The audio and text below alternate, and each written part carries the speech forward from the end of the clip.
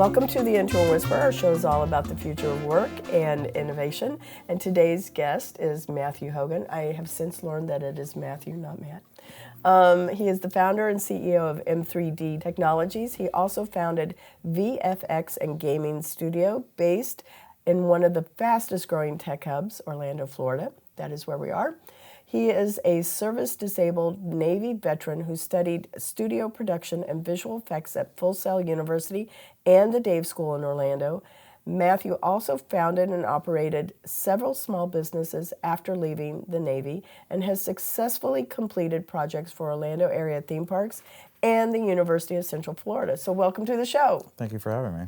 And we are inside of your office, and this is the first time we've gone off-site from Valencia College to come someplace else, and it's pretty cool. Well, thank you for being here today. Yeah, thank you. I'm glad you agreed to it.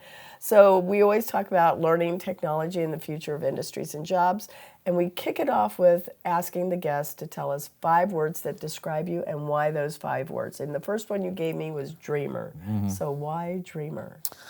That's kind of where, journeys begin, right? Like you have to have a dream, right? And so that's where it begins, right? Is having that dream. Like, what are you going to do? What's that thing that drives you? So, being that dreamer also lends, creative imagination, right? Mm-hmm. So being imaginative and dreaming about, having that thing that you want, right? What is that level of success, right, to you, right? So, or what is that thing that you want to do? So to dream about it, right? So, you sound like you were influenced by Walt Disney. We are in Central Florida. Yeah, that is very true. Well, and you said visionary. So dreamer and visionary. So dreamer and visionary go together very well for me. I think that it's significant that you paired them. Well, and again, so you have the big dream, but you also have to have the vision to kind of have that roadmap, right? Like, how are you going to, bring that idea or that dream to a tangible thing, right? Mm-hmm. So having that vision of that clear path moving forward so that you can identify that roadmap. So yes, they both go hand in hand, is to dream big and then have the vision to execute. Yeah, or go home. Mm. And we're not going home. So persistent and obviously being able to be very on point, making sure that persistence is what's driving you forward is important. But what else would you add to that? Well, I'm 5th generation military. I'm the only Navy, so I'm the only squid in my family. So Army-Navy game's always interesting. But watching my parents being entrepreneurs, and my dad was a prosthetist, orthotist for 30 years after he got out of the military, and he struggled to find his path in the civilian world, right? And it wasn't until that eventually he became his own boss, a prosthetist, orthotist, I watched him go highs and lows, both, and it was a very small operation. My dad was front of the house, my mom was back of the house. She was handling all the billing, she was doing all the collecting, she was doing the insurance while my dad saw his patients. So both of them were this team together moving forward. But the one thing, highs and lows, they were always persistent. Like, they never gave up. Mm-hmm. And I think watching them do that over the years influenced me to be persistent for my dream and my vision. So by applying the persistence to it, it's where it's led us today, is being persistent. Because I can't tell you how many times I wanted to literally just throw my hands up and give up. And there's been many times that I've just wanted to stop. But it's that persistence that has kept the company alive, the vision going, and the dream to continue. I would say that being an entrepreneur is the hardest thing I've ever done in my life, because we choose this. To your point, it's like you want to give up. And I go, man, I have felt those feelings too. Mm. So this is the hardest thing. And you've been in the military, so I'm sure there's things that were harder. To a certain extent. Military, at least, they told me what to do, right? As an entrepreneur, everything falls on my shoulders. Right. Right? So it is the direction, the life of your company is determined by you and how... Mm-hmm. And how much effort and time you put into it, right? Nobody's telling me what to do. I literally have to basically navigate these waters. Now, I'm not navigating it by myself. Yeah. Like, this is not a me thing. This has been truly a team effort to get where we're at today. Mm-hmm. And a lot of those team members I am so grateful for them taking a chance on my dream and my vision, to them to kind of see like this clear path forward with M3D moving into 2024 and beyond. Yeah, it's drives you, but it's also humbling, and you have to sit there and go, no, I asked for this, so now I've got people that are believing in me. I have to. It is no longer about me. Yeah, which goes right into ambition. Ambition and you have ambition and risk taker. They kind of go hand in hand. So to the point of the previous one, it's just that you have to have that. You have to be willing to jump from the plane. I'm sure you have a different angle. Sure, but I mean, we've heard this saying before, fortune favors the bold. Yeah. If you're not willing to take risks, right? If you're not willing to step outside your comfort zone or your box, you will remain there. Mm-hmm. And then you really don't know what your really potential, what your true potential is, right? Because once you've stepped into something that is completely new, foreign, like, I mean, it's not just building a company. I've been learning the entire process, right? Like learning the entire way, right? And how do I learn? I step outside my comfort zone. And then once you've gotten on the other side of it, you're like, okay. Now what? Now what, right? And it's like, okay, I actually did that. Now, what do I learn from that, right? Like, what mistakes did I make? Or what did work? And how do I improve upon that? So being that risk taker, stepping outside your comfort zone, has allowed, other opportunities to present itself, right? And these opportunities is actually what's going to be the driving force of the company. But if I didn't take, or if we collectively as a group didn't take those risks, I mean, we wouldn't be sitting here having a conversation this afternoon. We sure wouldn't. So how did you move into launching where we are now? This is a really cool space. And people, I don't know, maybe we can do a tour and kind of work that into the show a little bit. But how did you get started to where you are now? What's that look like?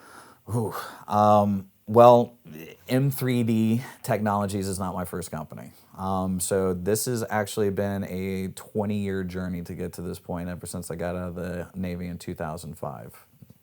19. Wow. 19-year journey. But there was other companies before this. One of the first major companies that I started was a recording studio in 2008. Probably the worst time to start a recording studio in Orlando because of the housing market and everything that took place during that time period. But I knew I wanted to be in production, right? Like, so audio production was one of my very first loves. I was actually, even when I was in the Navy, when we had our off time, my fellow shipmates and we had our laptop and we just had some basic programs of recording, and we would record our own little tracks and albums. And, we just had there was just this, you kind of call it the magic in the air, right? And there was that was the exciting aspect of it. It was like kind of creating, right? So I wanted to do something similar to that, and then that's when I decided to get into building a recording studio. Never built one before, but embarked on it, and I was like, all right, let's go ahead and give it a shot. So production has always been a part of what I've done, and that's kind of where it's led me today with M3D Technologies. So it was recording studio. Then it was an additive manufacturing company, 3D printing, which encompassed a lot of my past education for 3D modeling and texturing. So we got into limited production runs for manufacturing. But then that led into us doing early discovery of VR when the Oculus Rift came out, right? We were one of the very first ones to purchase that and understand, because of our VFX and gaming background, we were like, let's go ahead and kind of take a look at this fourth industrial revolutionary technology that's getting ready to take place. So it's been this evolution, but it's been production the entire way, right? We've gone from recording studio, we've gone from 3D printing and additive manufacturing, and now we're into everything that Web 3.0 has to offer, from VR, AR, mixed reality, Unreal development, Unity development. So that's been kind of the evolution to where we're at today. So how did you decide on your company name?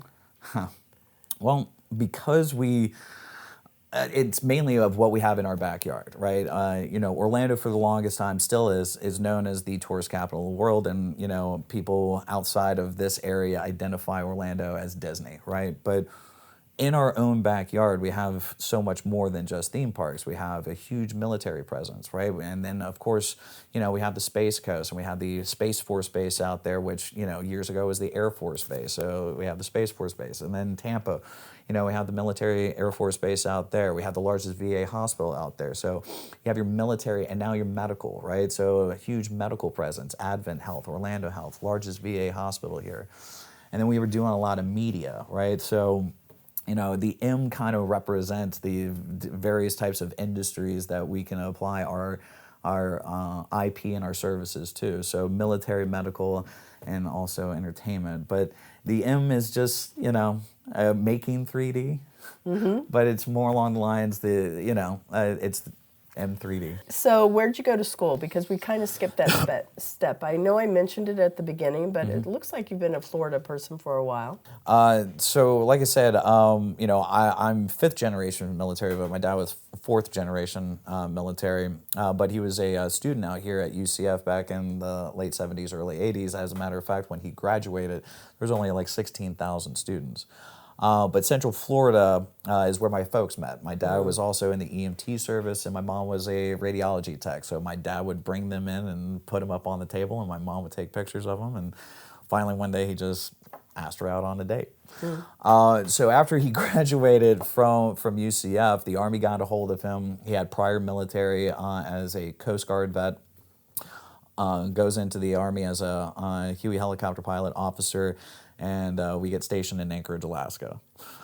So I spent the first 5 years of my life in Anchorage, Alaska, and then after a while, when my dad was no longer getting the flight time and he was flying more of a desk than the actual plane or helo itself, and that's because he wasn't a West Pointer or a warrant officer. He was just a UCF graduate. He was like, well, this isn't what I signed up for. And my mom's like, well, great, get me the heck out of Alaska. I'm tired of 50 below zero, 6 months of light, 6 months of dark. So we left Anchorage, Alaska, and came back to Orlando, Florida, where my mom is from. So yes, that's a long way of saying, we've been here in Central Florida for a while now. But having roots in here, so I'm technically a Floridian. Been here for a long time. So after I got out of the Navy, this is where I went to school. I started out at Full Sail University, which that kind of influenced the recording studio aspect of things that I did in my professional career. And then after I got tired of herding cats, as I call musicians, I went back to get another degree and went to the Dave School, where I learned VFX effects, game development, 3D modeling, and animation.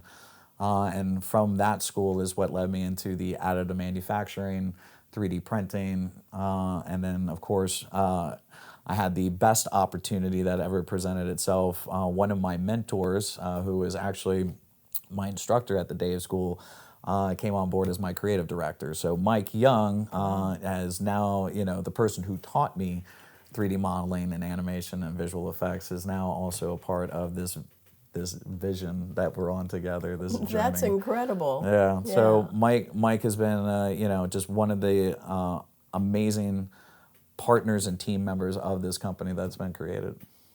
Does he work in this building? He does. Does he have a beard? He does. He's the one that brought me back to your office. Well, and so I thought his name was Mike. That is a running joke. The studio here is collecting mics. So Mike Young is my creative director, but my father is Michael Hogan, who is our advisor for the therapy side of things that we do. Mike, who brought you by, is the assistant director of View Studios, Mike Kessler, and then there's Mike, who is the maintenance guy here. So we are collecting mics, as we say. Yeah. Okay. Well, so you got to this place where that's the name of the company. That's how you got here. Really interesting story. I enjoyed that very much. I did not know the thing about the Healy being only Huey's, right? Wait, what was the helicopter? Huey helicopter. Yep. Huey, yeah. My brother is a helicopter pilot also, warrant officer, but he used to be stationed in Alaska. Okay. And then he came down here. Probably Fort Richardson. Yes. Yep. Yeah. Yep. So funny. And now I have even more in common with you. Small world. Yes. All right. So we talked about your educational background and how you got started in here and the name of this business and all of that. But we're going to do something that's a little bit fun. So I found this article. I actually saw this on Grey's Anatomy. And there was a character in Grey's Anatomy that she had said that there's research that shows that when you assume a superhero pose with your fists on your hips and your legs are slightly spread apart and you're looking off, it actually instills tremendous amounts of confidence in your own ability. So are you down? Because this is going to be so we can see how much confidence do we feel when we do that. Sure, I could use a little ego boost this morning. Okay, let's do it. All So right. we're going to stand up. Sure. Fists are on our hips, All right. legs a little bit spread apart, and look thoughtfully off into the future. I feel powerful. How about you? I feel like I should be on a poster. Yeah, posters would be good. Really good. So thanks for going along with that. No worries, I appreciate it. Yeah. So what are your thoughts about that? You know, I know you're into body language and body imaging. Well, again, there's, psychological studies that have been done on, body language. I mean, we actually speak more with our body than our actual own words. I think 80% of communication is through, it might even be higher, it might be closer to 85, is just through our body language, our facial expressions. I mean, they've done research on cats that have like over 1,000 facial expressions. So body language is much more powerful than just what I'm saying, right? I can get a feel for you just based upon your body language. Right. And they've even seen this kind of in business where you can utilize body language to see how engaged the other party is with the information that you're presenting. So I've used that before just to kind of test to see and what I'm conveying verbally, is that resonating with the person that's sitting across from me? So by even just kind of mirroring and, positioning my arms, over time as I'm talking to you, then you can see all right, well, maybe if I just kind of shift into a position, if they shift into that same position, then you can tell that they're actually engaged with what you're saying and they're starting to mirror you. So what you're also talking about is how that heightens empathy. Because we're really dialing in more to, well, gee, this isn't, resonating with this person. Maybe I should do something a little different. We either change our topic, we take a moment to acknowledge there is another person here, and I do want to make sure that they're engaged. So I think it helps to heighten empathy also. I agree. Yeah, totally. Okay, so what would you like to be remembered for in life? We all have our worlds, right? Like, I'm not looking to be remembered globally. Like, that's, I want to be remembered by the lives that I've been able to help, right? Like, I think that's kind of been the driving factor for me, is that being an only child, right? But yet I'm the oldest of 12 cousins, right? And but being the only child, being the oldest grandchild, I've always put myself out there more, right? Like, I've always been more giving, right? Because it's also wanting to be accepted, right? But I don't do what I do to be accepted. It's just, I've had my mom even say this to me numerous times. One of my biggest downfalls is just having a big heart, right? Because I have a tendency to put other people before me, before my own needs. But what I want to be remembered for with the lives that I've engaged with is, have I improved your life? Did my relationship, did our interaction improve, or not so much, right? Did it but I want to be remembered for improving people's lives, making that difference in their life, not on a global scale, but just the lives that are around me. Like, have I improved your life? And this company that we've started together, not just me, we've started this together. Your people. This journey that we find ourselves on, knowing that this is going to change not only my life, but all of their lives for the better, that's what I want to be remembered for, was making a difference in their life. Yeah, I know the feeling. Well, we're going to take a moment to acknowledge Cat 5 Studios, and we will be right back. The Intern Whisperer is brought to you by Cat 5 Studios, who help you create games and videos for your training and marketing needs that are out of this world. Visit Cat 5 Studios for more information to learn how Cat 5 Studios can help your business. Thank you, Cat 5 Studios. So we're back to the second half of our show, but I do want to make sure I tap back into something that you had mentioned at the beginning as to what kind of businesses that you do business with. You know, is it just military? I know you mentioned marketing and media and things of that nature, but do you have any projects that you'd like to talk about related to your business? So one that we could talk about, Are they always top secret? not always. And Okay. so the one that we recently just did for the Air Force, we were approached a few years ago by the 189th Air Wing Command by, at the time, Major Fitzpatrick, who is now Lieutenant Colonel Fitzpatrick. And he was designing a training program specifically to help the improvement of retention of when it comes to various types of weapon systems.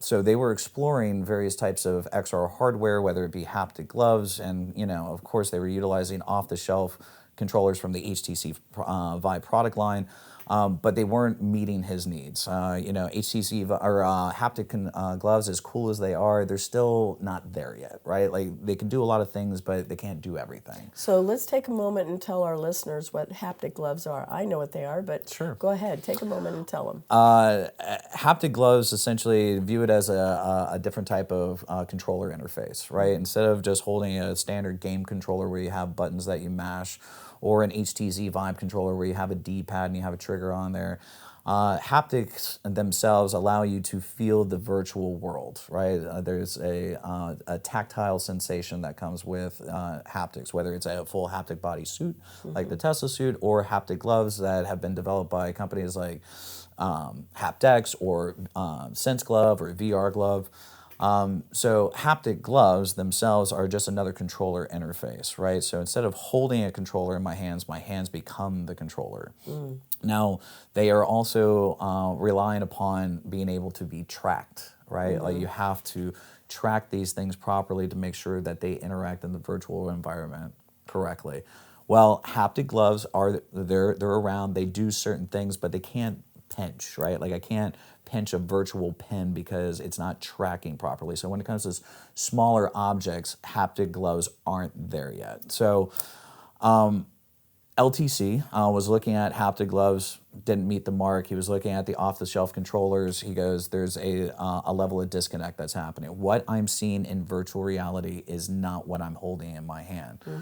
Case in point, we designed maintenance tools for them. That was the very first controller that we did for them, was creating these maintenance tools. So we were able to basically take off-the-shelf componentry like the HTC Vive product line and create various types of housing units for their product line, like the trackers. So now when a trainee is in virtual reality and they're donning on a headset, and they look in their hand and it's a screwdriver, they're feeling a screwdriver in their hand. Isn't that amazing? We bridged that connection, right? So what I'm seeing is now what I'm feeling, right? And it's being able to be tracked well.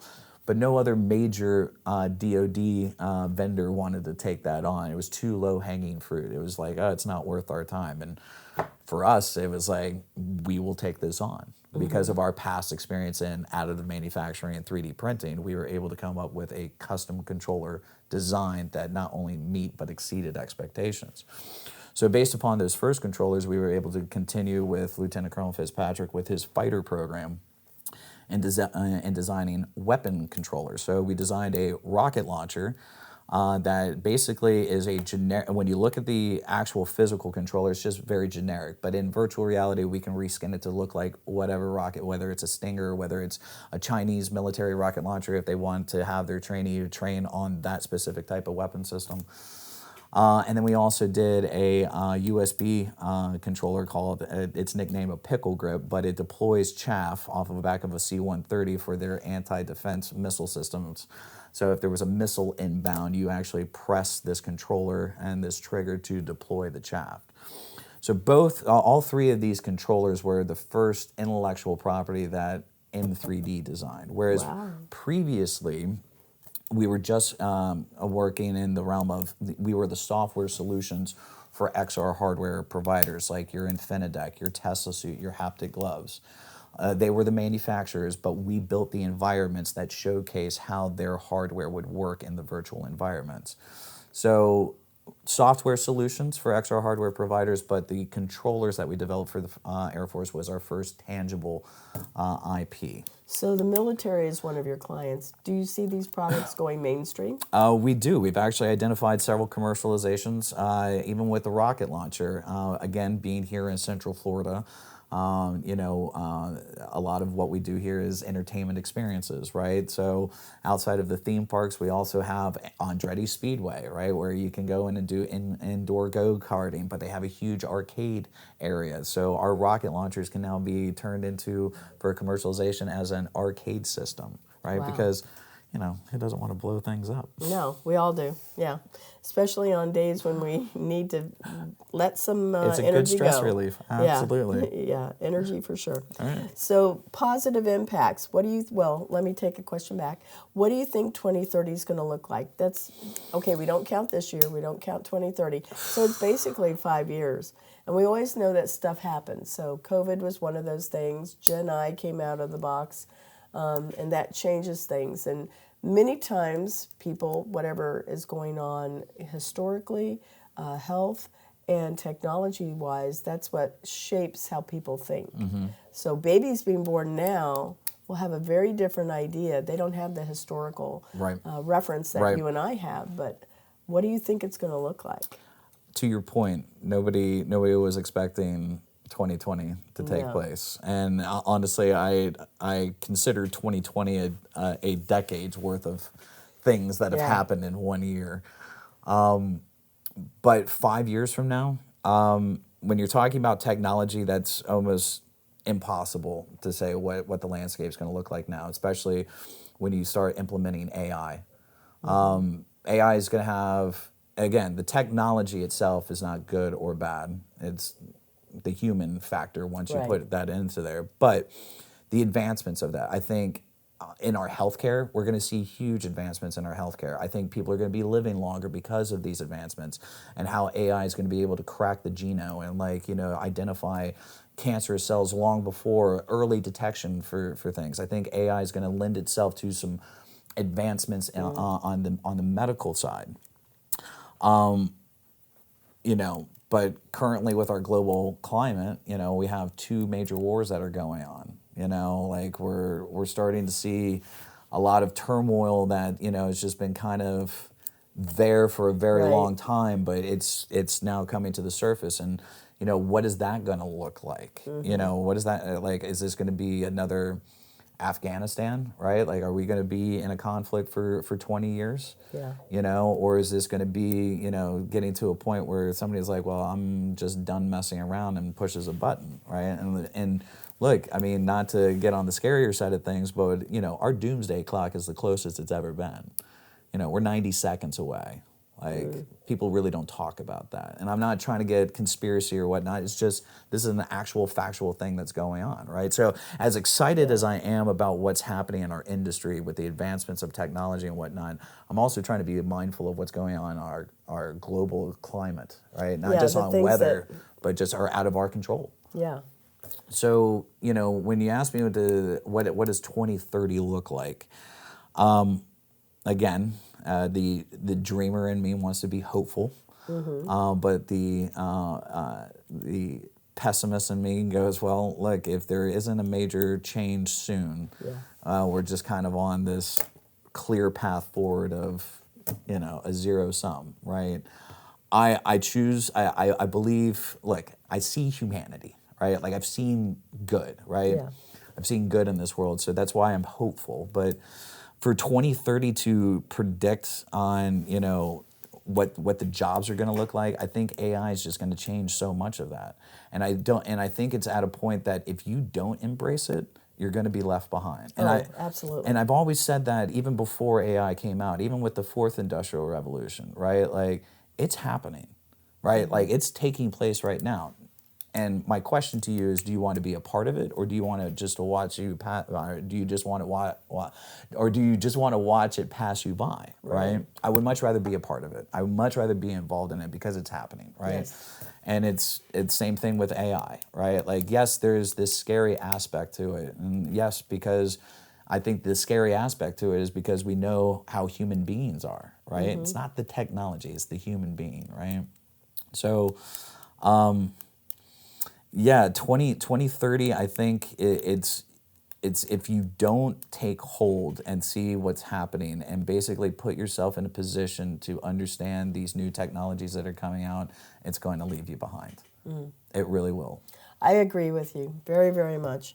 And I feel that people are not staying abreast of whatever is out in the news. They don't listen to it. They're, as Americans, I just feel like we're more consumed with things that are social and temporary than things that are, well, what's really going on and what's behind the scenes. I wish there was more awareness. Yes. Or desire for awareness. I think that's also the other thing that, again, advancements on technology, we have information at our fingertips like no other. So you don't have to be reliant upon what's being presented to you. You have the ability to go out and understand it and discover it and learn about it yourself. You don't have to rely on just one piece of information anymore. We have all of this information. So to your point, it's having the awareness, but as a culture, what's more important? Being internet famous is more important to the generations behind me. TikTok, social media, that was one of the things that even after 2020, I scaled back on social media because there was just so much screen time, right? And it was it is a very addictive thing, and we're seeing that as well, right? Yes. So being mindful of those things, right? But to your point, we're distracted by so many other things in our lives that we really don't see what's happening, not even just around us. Have you, I think I asked you this when I saw you at IITSEC, have you watched Black Mirror?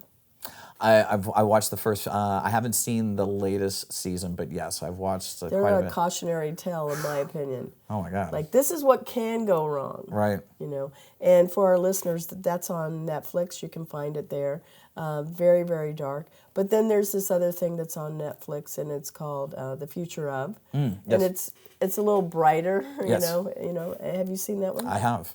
So they always talk a lot about things that are VR and related to how we can. And to me, it kind of crosses over a bit more into the blue people. Avalon? No. Is that it? No. Avatar. Thank you. Yeah. The Navi. Yeah. Because I sat there and I went, really? I think that there's so much that I've seen in science fiction movies. I think it does. There's too much crossover. I go, this has got to be the way that it's going to be. So it's funny, science fiction is now becoming science fact. And has science fiction influenced what our technology is today? Of course it has. Yeah. The gentleman who created the flip phone, if you haven't heard this story, the reason why he created the flip phone is because he watched Captain Kirk growing up on Star Trek and he wanted the tricorder. Right, that's why he created the flip phone, because he was watching Star Trek. So, science fiction has had a huge adverse effect on our technology as it's come up, right? But it is the Terminator, a cautionary tale of AI. It can be scary. Actually, probably one of the scariest things that I've seen. Now, it hasn't been confirmed, but it came out just recently, and you can find it on YouTube. Chinese video of a flying drone over top of a couple of rooftops. Drone's flying over top, deploys this box underneath. Cable goes all the way down, box lands on top of the ceiling, cable detaches, drone flies away. Box opens up and it's a robotic dog. It's just like one of the Boston Dynamic dogs, but this dog has a 50 cal gun turret on the back of it, and it's walking across the rooftops. That's the scary thing about AI, right? Now this thing is completely autonomous, but now it's weaponized, right? Yeah.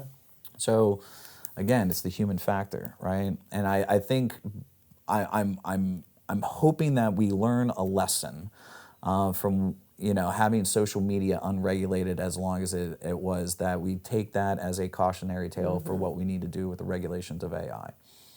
Because we saw what happened with the writer's strike, right? Absolutely. When I started discovering prompt engineering and large language models, I was just like, this is going to change everything.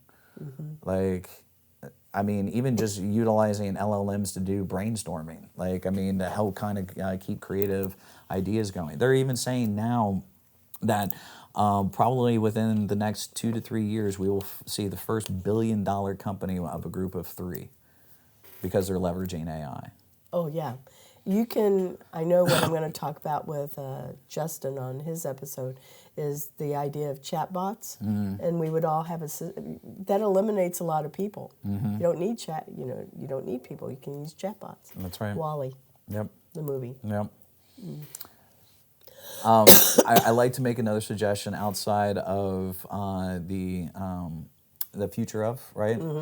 There's another one on YouTube. The host is Robert Downey Jr. It's called The Dawn of AI. And its first episode came out in December 23rd of 2019. So just before the pandemic. It's a 6-parter episode, but it was even talking about what AI looked like then 4 years ago. And if you watch that and where we're at today, just in that 4 years, the advancements because even during that series, you're like, wow, that's amazing what they're doing with AI. Just within the last 4 years, that's already ancient.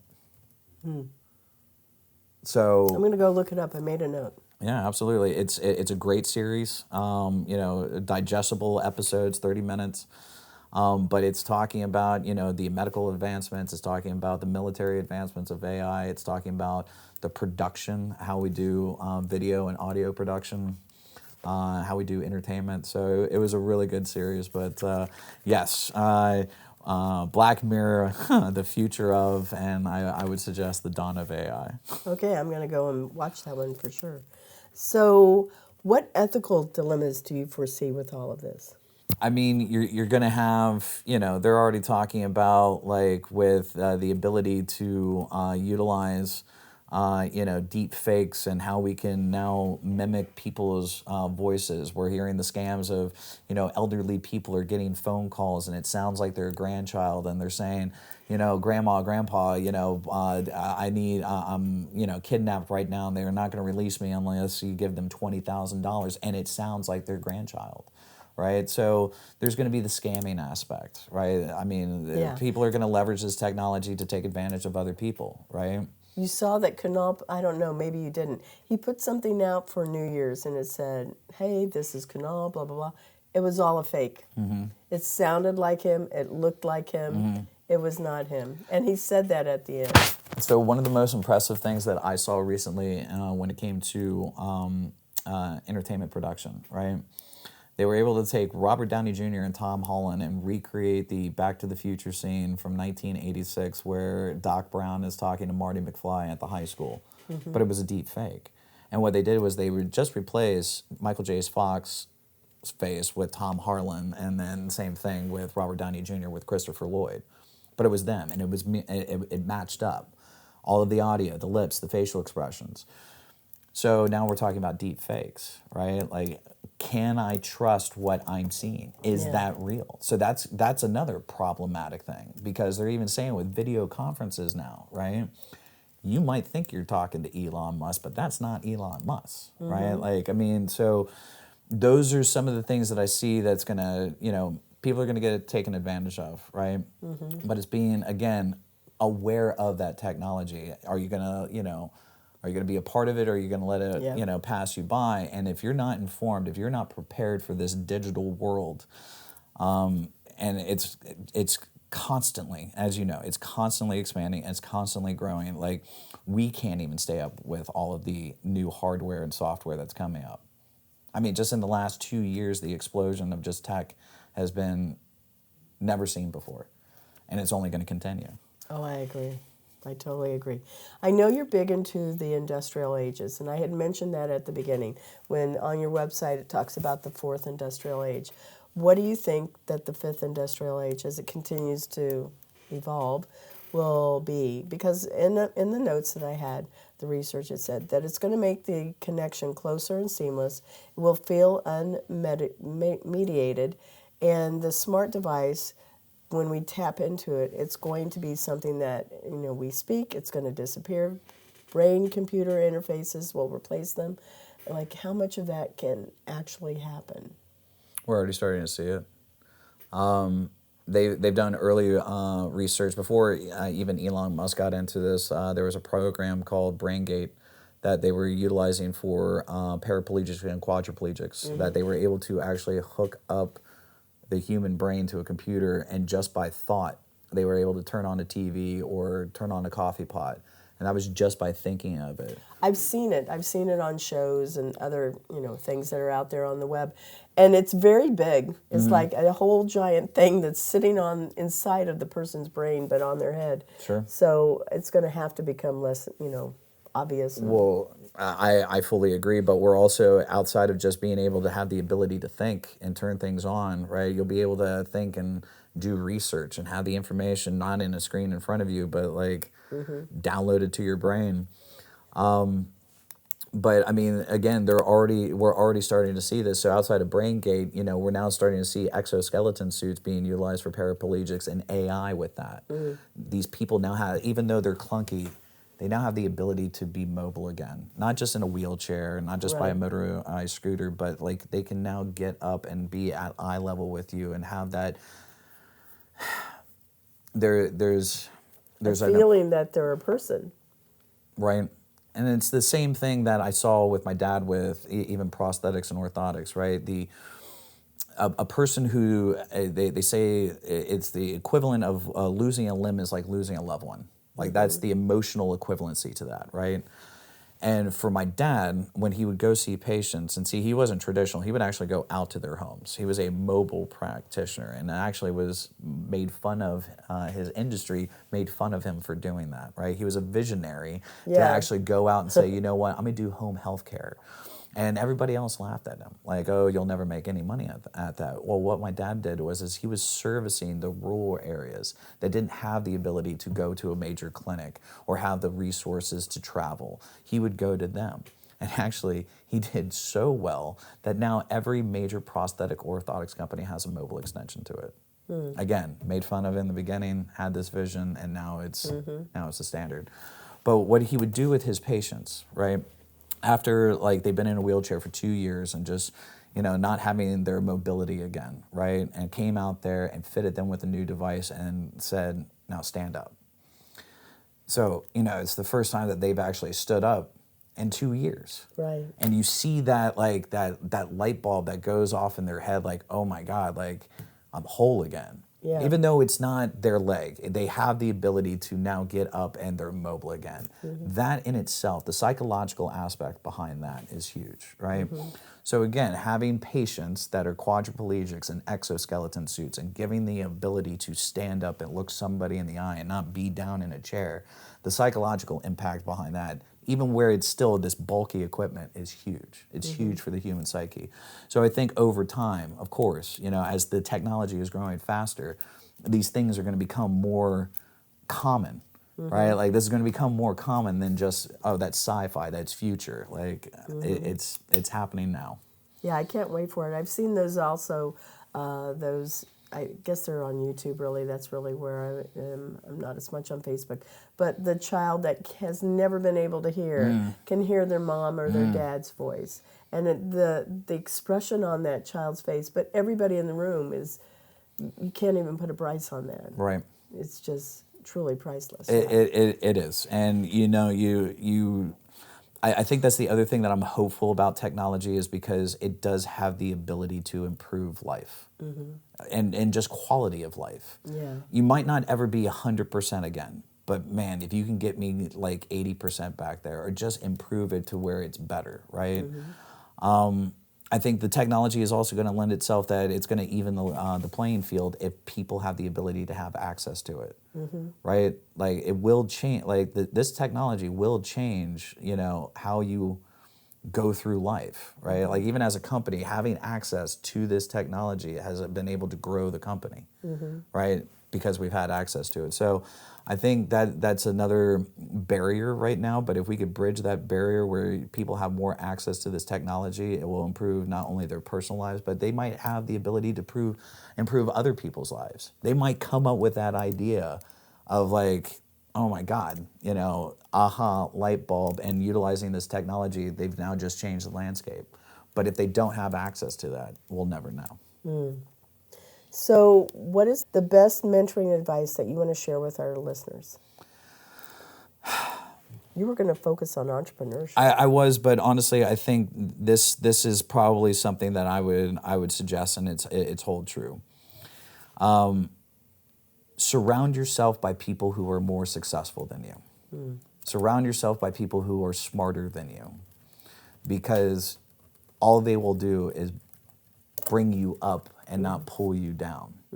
Like, don't be intimidated that you're not the smartest person in the room. Yeah. Because it'll prevent you from learning. And if you know that you're not the smartest person in the room, be okay with that. Because honestly, if you're in a room full of a lot of smart people, you're gonna probably be presented to things that you've never thought of before and give you ideas that you've never thought of before. So the best advice that I could say for any type of mentorship or mentor is find somebody who's smarter than you, who's doing more than you, and that it's of interest to you because they will show you. Given the opportunity, people love to talk about what they do and how they do it, and they love to teach. And that's probably the best advice that I can give, is just surround yourself by people who are a lot smarter than you. I love that. That's really good stuff there. So how can our listeners find you? What's your website? Any social channels? We usually give your personal LinkedIn. Sure. So personal LinkedIn, company LinkedIn is M3D Technologies. Our website is, of course, the www.m as in Mary, the number 3, the letter D as in David, the letter V as in Victor, the letter R as in Rocco. So m3dvr.com. We're on YouTube as well. And those are our social engagement platforms. Well, those sound like the best ones to have, honestly, I would think. Well, I want to tell you, thank you so much for being a guest. This has been eye-opening for sure, because you've talked about some things that my other guests have not. So this is really good. Well, thank you so much. And I really appreciate you guys coming out today. Oh, we love it. We're going to do a little tour, and By we're all going means. to, put that into the show too. Okay. All right. Thanks a lot. Thank you so much. Thank you to our sponsor, Cat5 Studios, and thank you to our video editing team, Max Stein, Luke Balaja, and Chris Rodriguez. Music is by Sophie Lloyd. Visit Employers for Change at www.e4c.tech to learn how you can recruit, assess, and improve employee learning and company culture through DEI skills hiring and learning. Mention you listen to the show when you join and become a member, and you may win a chance to be a guest on the Intern Whisperer Podcast. Subscribe today to our podcast and support the Intern Whisperer by sharing, leaving us comments, and reviews. You can find the Intern Whisperer Podcast on Employers for Change YouTube channel or streaming from your favorite podcast channel.